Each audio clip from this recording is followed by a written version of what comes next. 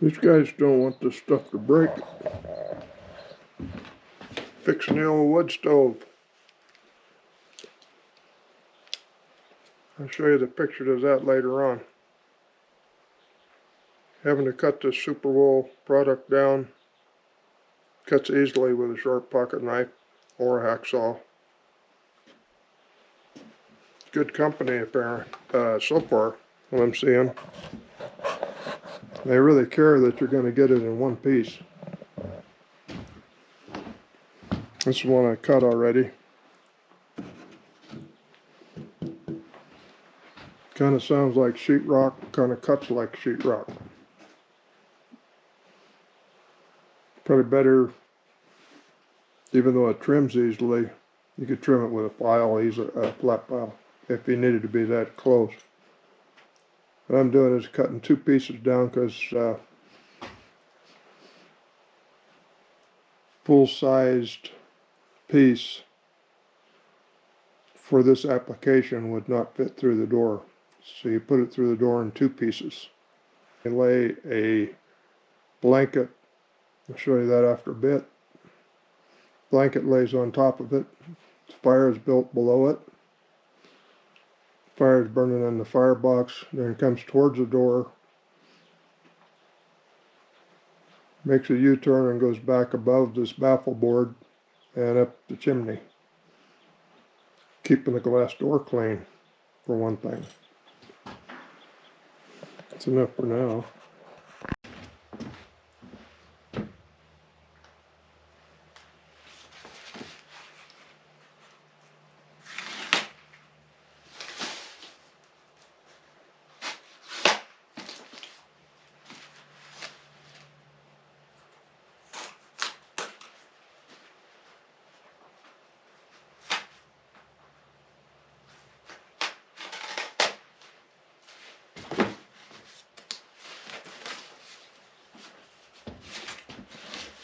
I think this is original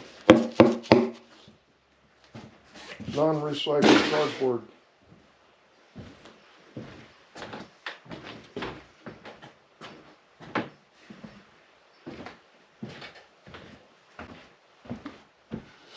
Well, this is a straight edge. It's a factory edge there.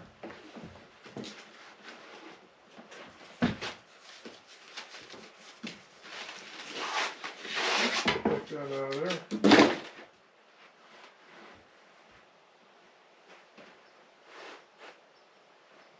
Yeah, that was a piece of end I cut.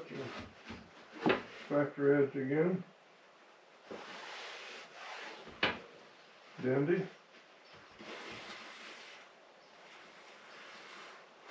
Put that over part of the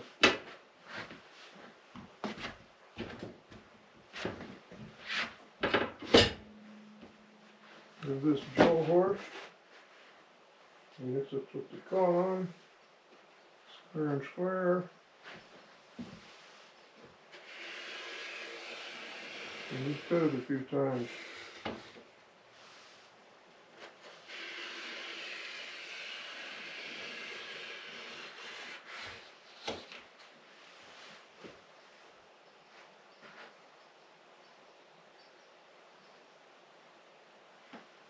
Difference between this and sheetrock. Sheetrock has paper on it. And at that point right there, you'd just give it a bump and then use the paper as a hinge. Doesn't work for this because it doesn't have the paper. Because it's going to 2100 degrees in the firebox of the stove, so paper wouldn't last anyways. Right to that effect. Alright, I'm going to go back here to a straight edge and just ask it, and it doesn't want to go yet.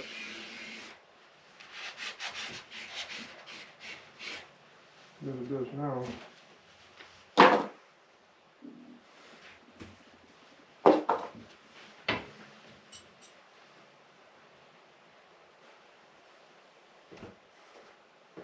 Something under it.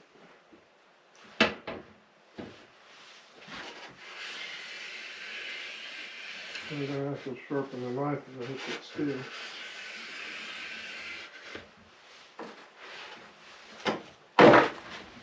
Bingo.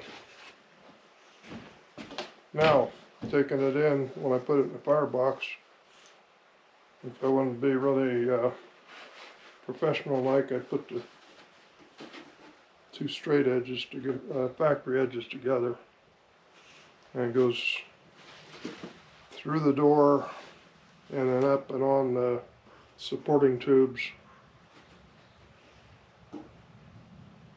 and then the wool blanket, I keep saying wool, then the blanket lays on top of it.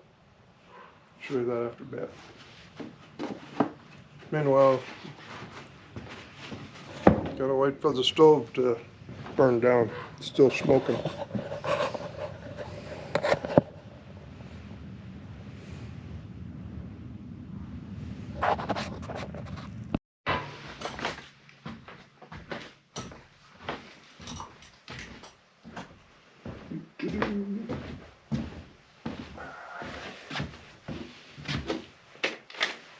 We won't sit on that.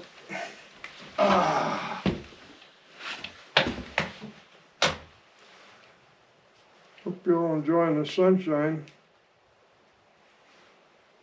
That's not exactly what it looks like. Contents: ceramic sharpening stone. That side.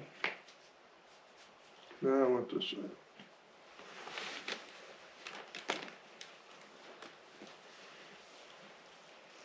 They're manufacturing it someplace.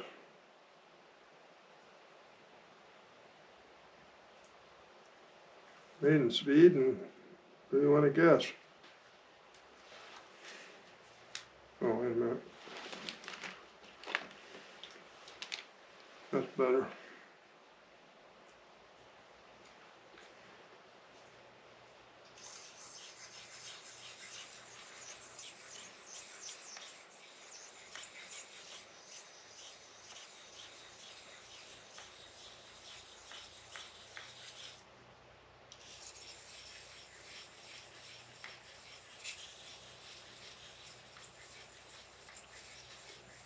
I don't think I nicked that steel, but I just like to have that edge sharp.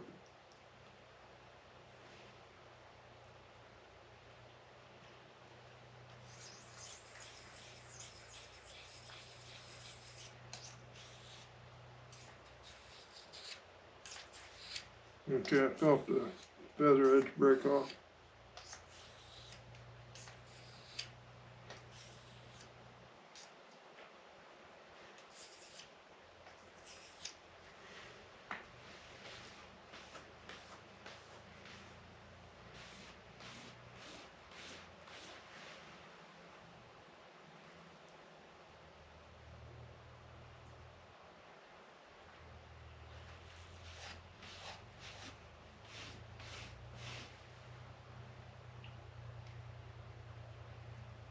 Look down at the edge and look for shiny spots, or you can test it with your thumb, but the shiny spot thing works pretty good. And we'll hit that one while we're here. It's been sharpened several times.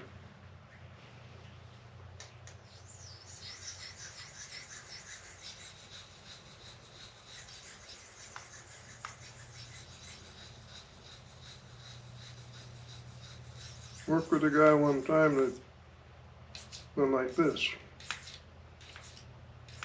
He's a tool and die maker out of Georgia. I knew him when he was about 19, as I was. He may not look like he knew what he was doing, but my, could he put an edge on a knife.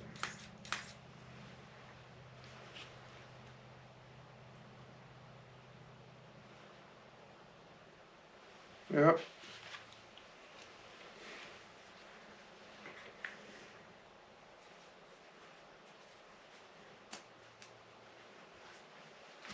So,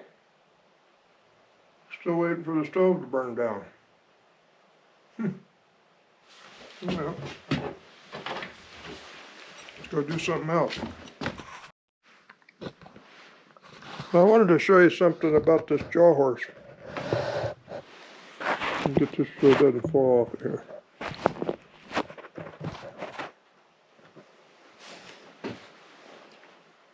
Alright.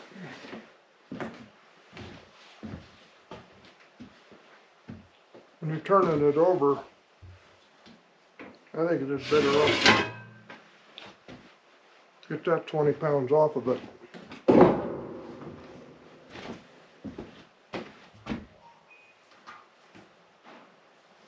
The two front legs have latches here.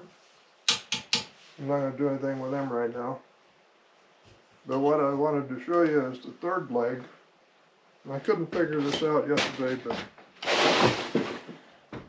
I guess there's instructions over there I didn't get to. Anyway, it's got a lock nut here. And this slides. And I didn't find the 90-degree. I didn't find the part where this foot is parallel with those feet yesterday. So I was messing around with this, trying to tighten it here. And I thought about it last night. And if you just you kind of push it up, bam, it goes in, 90 degrees. Set her back down and give it a couple of turns so it doesn't wobble around.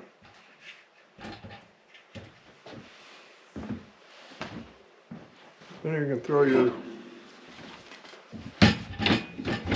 piece back on there, however suits you, depending on what you're doing. These are cool. They got this groove up here, holds a double bit axe head, really good. And for a double bit, up to 37 inches, it'll grab it right there, lay it, and it'll level the blade of the axe.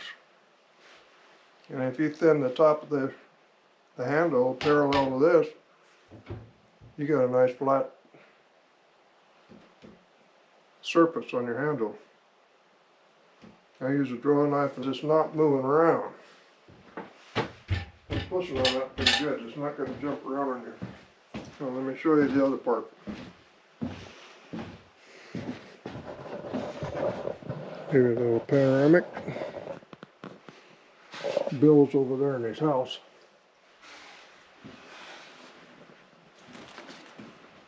Around on this end, I got to pull those two pieces of cardboard off there just to be pretty, but I'm leaving them now. Here's your lock. Unlocked right now. If you put your material in there and then put that down, step down on the handle, and you can put up to a ton of force on it. Don't do that with a